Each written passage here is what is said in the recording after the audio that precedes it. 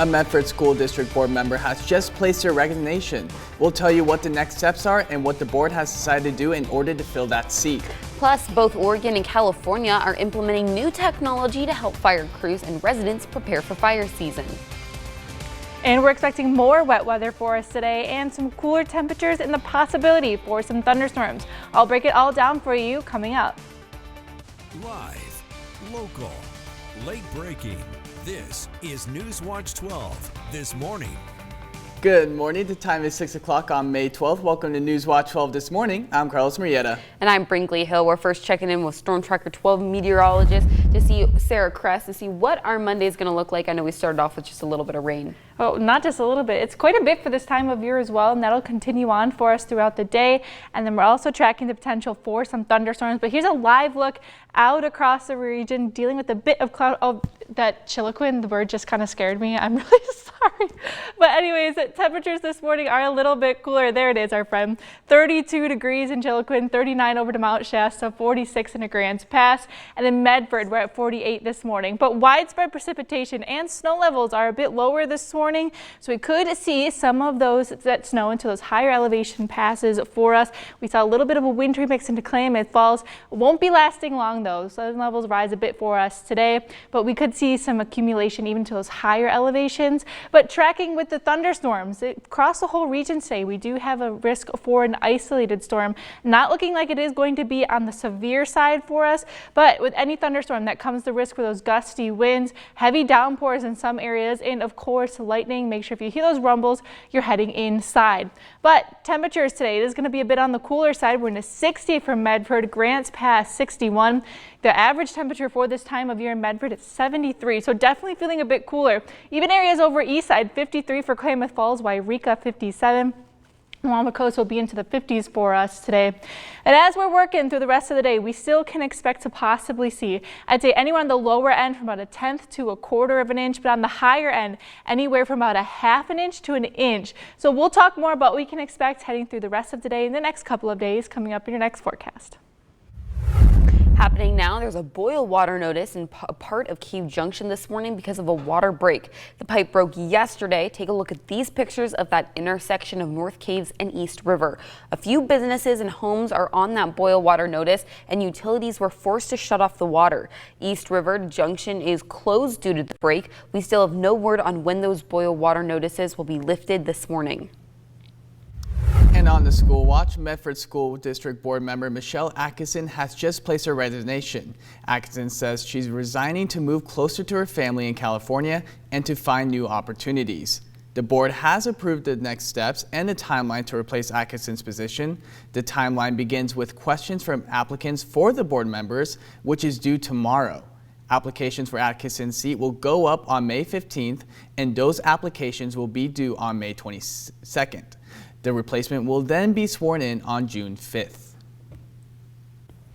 Your fire watch this morning, fire officials urging residents to be fire ready as Rural Metro Fire responded to an escaped open burn. Fire crews were able to contain that fire at 1/3 of an acre, but Rural Metro Fire giving you some tips this morning on how to keep your open burn safe. Build a dirt ring around the pile so the fire is isolated in that area. Have a reliable source of water on site, burn only in the mornings, and have a phone on standby in case you need to call 911. The Oregon Department of Forestry has fire season declared for June 1st, but it is possible for that date to be moved up sooner. In Ashland, wildfire prevention is taking center stage and they want to hear from you. The city has released a major update to its community wildfire protection plan, a roadmap to prepare every property for wildfire threats within the next decade. Officials say the plan, over a year in the making, reflects the urgent lessons from the 2020 Alameda fire. The updates are in the comment period, hearing your concerns until June 1st. You can learn more on our website, kdrv.com. New this morning, California has launched a new AI-powered chatbot called Ask Cal Fire. This AI-powered chat on Cal Fire's website offers wildfire resources and emergency information in 70 languages. Governor Gavin Newsom says it's designed to help residents get access to critical fire prevention resources and emergency information. So whether you're looking for a way to get your home more fire ready or need the latest wildfire information, Ask Cal Fire is a way for more accessible wildfire information. This fire season, the Oregon Department of Forestry is expanding their early detection resources.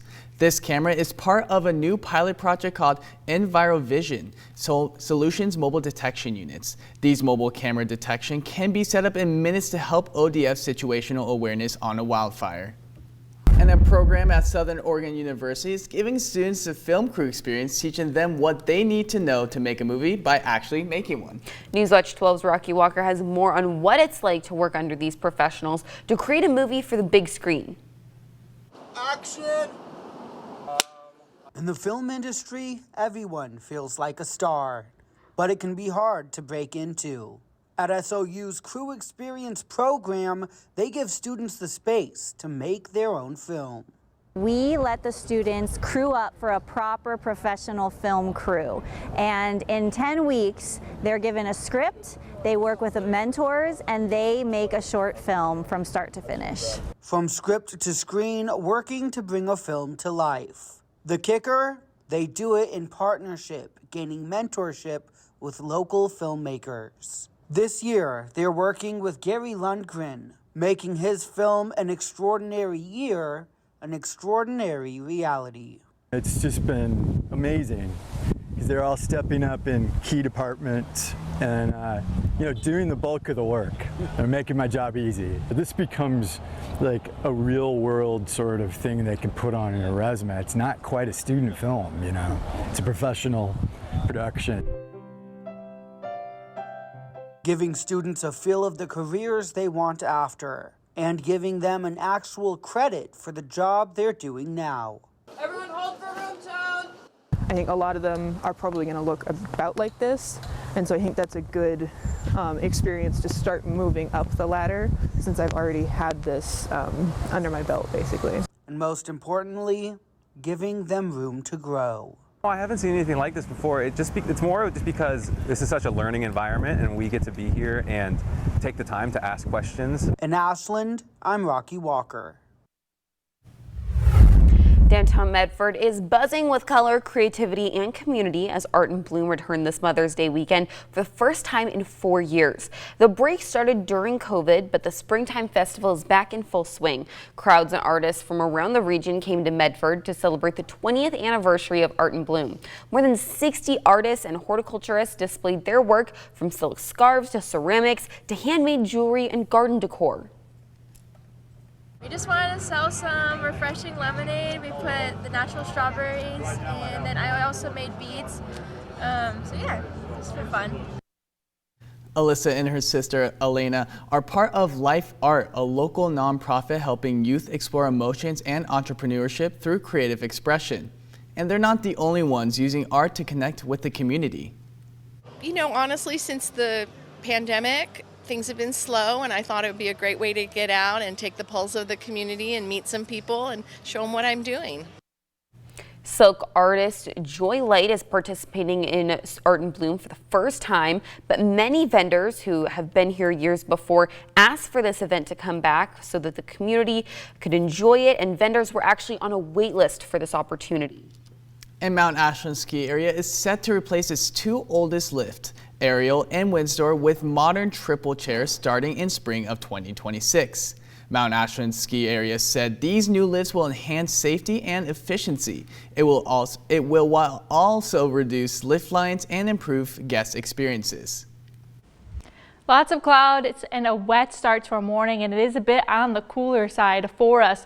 For today, we'll expect to see mostly cloudy skies throughout the day. Temperatures not warming up by much, just break it into the 60s for us into the Rogue Valley. And then we'll be tracking the potential for some isolated thunderstorms across the whole region for us. And we won't be warming up too much no matter where you are. So overall, it's going to be a pretty gloomy day, and we'll stay a bit chill on the chillier side as we're working through the next couple of days. So coming up in our next forecast, I'll break down what we can expect today, a little bit more on those timing of those storms, and take a look at the next couple of days.